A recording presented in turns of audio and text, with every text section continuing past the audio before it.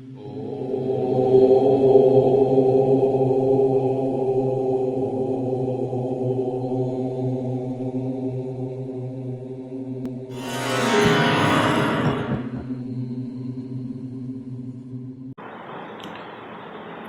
शांति।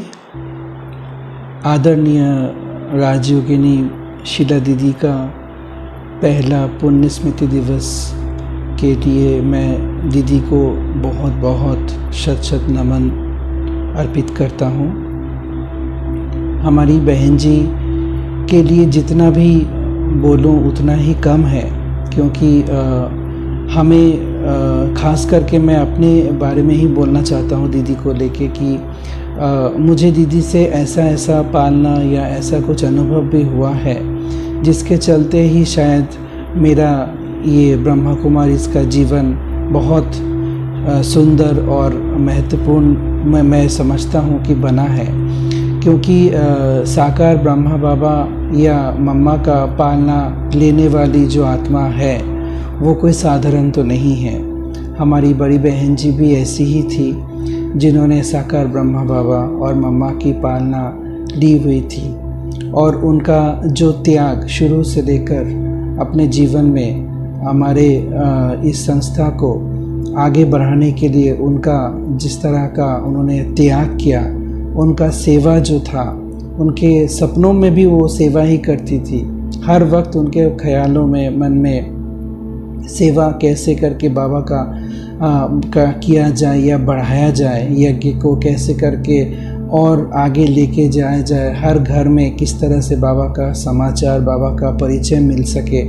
दीदी के पास सदा मन में यही संकल्प चलता था, और उसके लिए दीदी प्लानिंग भी बहुत तरह की करती थी। हर कोई आत्मा के साथ उनका मिलना एकदम साधारण रीति से, ऐसा नहीं कि वो इतनी बड़ी यहाँ की आसाम की इतनी बड़ी एक इंचार्ज बहन होकर भी इतनी साधारण रीति से सबसे मिलती थी, सबको माँ के जैसा पालना देती थी। ये बहुत मुश्किल मैंने अपने जीवन में पाया है, क्योंकि मेरे को दीदी ने जिस तरह से आगे बढ़ाने के लिए, जिस तरह से दीदी ने मेरे को सपोर्ट किया, या जिस तरह से मुझे एक स्टेप बाय स्टेप कैसे आगे जाना है वो सिखाया पकड़ पकड़ के, ये भी बहुत मेरे लिए बहुत शिक्षादायी था। मैं शुरू का एक समय का बाद जब मैं शुरू में ज्ञान में आया था, तब एक बार बड़ी बहन जी का कुछ प्रोग्राम था, तो उस समय मैं बहन जी के पास जब मिलने के लिए गया था रूपनगर में, तो उस समय बहन जी के पास बहुत सारे मतलब गेस्ट भी आए हुए थे। तो दीदी ने मेरे को बोला कि मैं आपसे थोड़ी देर के बाद बात करती हूँ, तो फिर मैं आ गया। तो उसके बाद प्रोग्राम जब ख़त्म हुआ तो दीदी सबके साथ मिलती थी, प्रोग्राम के बाद बैठती थी। तो जैसे मधुबन में एक आंगन है, वैसे ही रूपनगर में भी एक छोटा आंगन जैसा है, जहाँ पे हर वीक जब क्लासेस ख़त्म होता था या प्रोग्राम ख़त्म होता था तो बहन जी बैठती थी। तो उस दिन भी बहन जी बैठी थी, तो मैं वहाँ से फिर वापस मतलब जाने के लिए दीदी को ओम शांति करने जाने वाला था, बट मतलब इतना भीड़ था जिसके चलते मैं शायद नहीं कर पाया। बट बहन जी ने देखा था, तो अचानक बहन जी ने मेरे को पुकारा कि शांतनु भाई आप आओ। तो फिर मैं दीदी के पास गया, तो दीदी को मैंने बोला दीदी आप मतलब बिज़ी है इसलिए मैं आपके पास नहीं आ पाया। बोले हाँ, मेरा जीवन तो सेवा के लिए ही है, हर कोई मतलब सेवा का प्लानिंग लेके आते रहता है, तो इसलिए मैं उसी के साथ बिज़ी थी। आप बुरा मत मानना, मैं आपको उस समय बात नहीं कर पाई। तो दीदी कहने का भावार्थ ये है कि वो छोटा 100 बात दीदी अगर नहीं भी चाहती तो बोल सकती थी, बट फिर भी दीदी ने बोला कि आप बुरा मत मानना, मैं उस समय इसमें थी। जबकि मैंने दीदी को जाके पूछा भी नहीं कि दीदी आपने मेरे से बात क्यों नहीं किया, लेकिन दीदी के मन में वो थी। तो इतना निर्माण थी दीदी हमारी। उसके बाद जब ड्रामा अनुसार मेरा उस जगह से थोड़ा कुछ दूर में आना पड़ा मेरा जॉब के लिए, तो एक दिन मैंने बहन जी को निमंत्रण भी दिया कि बहन जी एक बार आप आना, मैं जहाँ पे रहता हूँ आप एक बार वहाँ पे आके आने से हमें अच्छा लगेगा। फिर वहाँ पे हम लोग एक छोटा सा गीता पाठशाला जैसे बनाने का कोशिश भी किया था, तो उसमें भी अगर दीदी आप आके एक बार भाई बहनों से मिलती तो दीदी एक झटके में हाँ बोलती, हाँ बिल्कुल क्यों नहीं, ज़रूर जाएंगे। दीदी ने एक बार भी नहीं पूछा कि वो कितना दूर है या कितना वहाँ पे स्टूडेंट है, कैसे, दीदी ने कभी भी नहीं पूछा। क्योंकि ये सब एग्जाम्पल्स जो है वो हमको यही शिक्षा देती है कि बहन जी के मन में कभी भी किसी के लिए कोई भेदभाव नहीं था। किसी ने भी दीदी को एक बार अगर बुला लिया तो दीदी हाँ जी तुरंत दीदी चली जाती थी, क्योंकि दीदी को ये लगता था कि दीदी जहाँ पे भी जाएगी ज़रूर सेवा होगा। और वहाँ पे हुआ भी था। वहाँ पे सब गांव की माताएं सब जब आई थी तो ये कोविड के पहले वाला समय था, तो दीदी उसी समय मधुबन से भी आई थी। आके वहाँ के माताओं से पहली बार, मतलब उन माताओं का भी कितना भाग्य था कि बड़ी बहन जी से डायरेक्ट मिल पाई, बिना कोई टीचर के या कोई भी मतलब साधन समेत उनको बैठे बैठे दीदी का वहाँ पे मतलब दीदी से मिलना भी हो गया। फिर दीदी ने उन सबको मधुबन का चोली खिलाया, अपना कुछ मतलब अनुभव युक्त क्लास भी बताया। तो उनमें कुछ कुछ माताओं को बहुत उसमें प्रेरणा भी मिली और आगे चल के वो आज भी क्लासेस कर रही हैं। उसके बाद बहन जी को मैं कभी भी कुछ भी बोलता था तो बहन जी कभी भी कोई भी चीज़ में ना नहीं करती थी। एक बार मैंने बहन जी को बोला भी था कि बहन जी मुझे अभी यहाँ पे मतलब नौकरी करना या ये सब मुझे अच्छा नहीं लग रहा है, तो आप अगर मुझे अनुमति देंगे तो मैं सेवा में ही आ जाऊँगा। तो बहन जी ने उस समय मेरे को ये समझाया था कि आपको सेवा का मतलब क्या समझ में आता है, कि यहाँ पे बैठ के आप कुछ भी करेंगे वो सेवा है। हर किसी का सेवा का मीनिंग अलग रहता है, हर किसी का सेवा का क्षेत्र अलग रहता है। बाबा ने अगर आपको आपके नौकरी में सेवा करने का मौका दिया है तो आपको वहीं पे सेवा करना है। और आप जब मतलब ऑफिस में जाते हो, आपको लोग देखते हैं, आप जब ये बैच पहन के बैठते हो, सबका नज़र उसमें जाता है, तो ये भी एक बहुत बड़ा सेवा है। तो ऐसे ऐसे करके बहन जी ने मुझे उस समय प्रेरणा दिया और वो मुझे को आज समझ में आता है कि बहन जी ने उस चीज़ को क्यों मना किया था।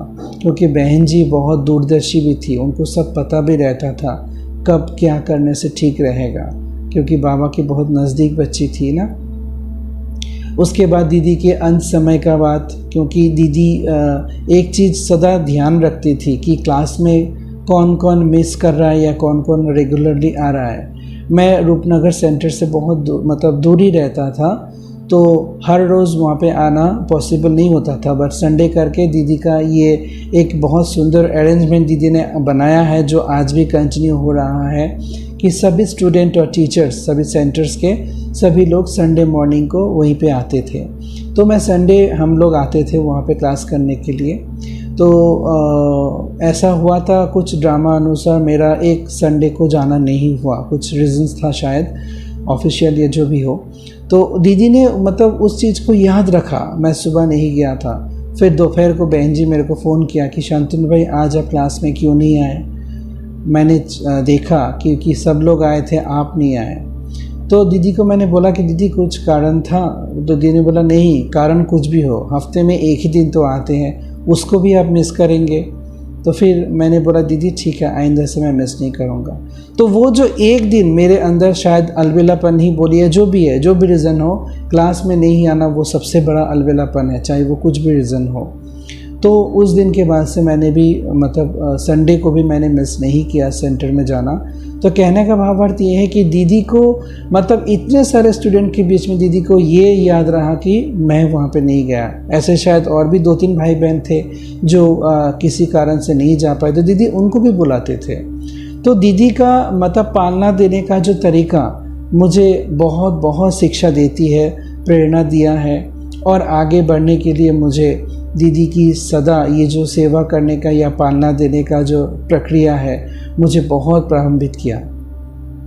उसके बाद दीदी का अंत समय का एक मतलब छोटा सा इंस्टेंट मैं बताना चाहता हूँ कि दीदी जब गुवाहाटी में मतलब लास्ट जब हॉस्पिटल में एडमिट हुई थी, तो एक बार मैं ऑफिस से थोड़ा देर के लिए छुट्टी लेके आया था। तो उस समय दोपहर का टाइम था।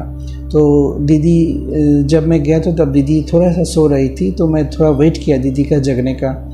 तो दीदी का जब थोड़ा सा जगा तो फिर मैं दीदी को ओम शांति करने के लिए गया। उसी वक्त दीदी का ऑक्सीजन सलाइन सब चल रहा था। फिर भी उसी सिचुएशन में दीदी की जो ब्राह्मणी थी करवी बहन, तो उनको बोला कि शांतनु भाई दोपहर को आया, उनको यहाँ पे खाना खिला दो। तो दीदी को ये चीज़ का ध्यान रहता था कि कब कौन आ रहा है, वो कौन सा समय है, उस समय उसको किस तरह से पालना देना है। तो ये भी बहुत बहुत मतलब मुझे दीदी का मतलब प्यार जो है वो माँ का एक प्यार मुझे दीदी से मिला कि दीदी ने कभी भी ये नहीं सोचा कि मैं हॉस्पिटल में एडमिट हूँ, मेरा तबीयत कैसा है, ये दीदी ने नहीं सोचा। दीदी ने ये देखा कि वो भाई इतना दूर से आया है, उसको यहीं पे खाना खिलाना मतलब खिलाया जाए। तो दीदी को पालना देने का जो मैंने जो आपको पहले भी बोला कि दीदी का पालना देने का जो स्टाइल है या जो तरीका है वो सच में दीदी से कम माँ की वासना ही आती थी। उसके बाद जब दीदी लास्ट वहाँ पे ग्लोबल में जब एडमिट हुई थी, फिर वहाँ से दीदी को अहमदाबाद लेके गया था, तो दीदी का शरीर छूटने का बस कुछ दिन मतलब मैं मानती हूँ 5-6 दिन पहले जब थोड़ा बहुत बात करने का मतलब दीदी उस समय कंडीशन में थी, तो मैंने दीदी को बहुत बार फ़ोन करके बात करने का कोशिश किया, बट सिचुएशन वैसा नहीं था जो दीदी बात कर पाए। लेकिन फिर भी दीदी ने मतलब शरीर छोड़ने का 5-6 दिन या हफ्ता भर के पहले दीदी ने खुद फ़ोन करके बोला कि शांतनु भाई देखो, मुझे यहाँ से आने ही नहीं दे रहा है, बट मुझे आना है, मुझे जाके वहाँ पे और सेवा करना है, आप लोगों से मिलना है, आप लोगों के साथ सेवा में सहयोग देना है। तो दीदी का ये जो सपना था, मैं मानता हूँ कि दीदी फिर से एडवांस पार्टी में आकर जो सेवा उनके मन में जो था अधूरा, वो भी शायद दीदी आके पूरा करेगी। और दीदी ने जो मतलब प्लानिंग किया था सेवा का, मैं मानता हूँ कि ऑलमोस्ट सभी को दीदी ने सक्सेस किया है। रिट्रीट सेंटर बोलिए असम का, या जो भी प्रोग्राम बड़ा दीदी का प्लानिंग था वो सब कुछ हो चुका था। और शायद दीदी के मन में और भी कुछ सेवा का प्लानिंग था जो उनको लगता था कि वो पूरा करेगी। शायद वो ड्रामा अनुसार उनके लास्ट जन्म में वो नहीं कर पाई, बट डेफिनेटली बाबा दीदी को एडवांस पार्टी में भेज के उस सपने को भी सच करेगा। और ऐसी मतलब शक्तिशाली मतलब आत्मा के सानिध्य में रहकर उनसे पालना, डायरेक्ट पालना लेकर, उनसे शिक्षा लेके मैं अपने आप को भी बहुत भाग्यवान समझता हूँ। और ड्रामा अनुसार फिर शायद दीदी के साथ हमारा मुलाकात क्लब के बाद होगा, बट इस क्लब में या इस जन्म में मुझे दीदी से जो भी पालना, भासना, प्यार, शिक्षा मिला वो डेफिनेटली मुझे और भी आगे लेके जाएगा। दीदी का प्यार सदा मेरे साथ है, दीदी का आशीर्वाद, दीदी का शक्ति और दीदी का भरोसा मेरे साथ मेरे अंतिम सांस तक रहेगा, और उसी को लेके मैं आगे भी बढ़ूँगा। बहुत बहुत शुक्रिया।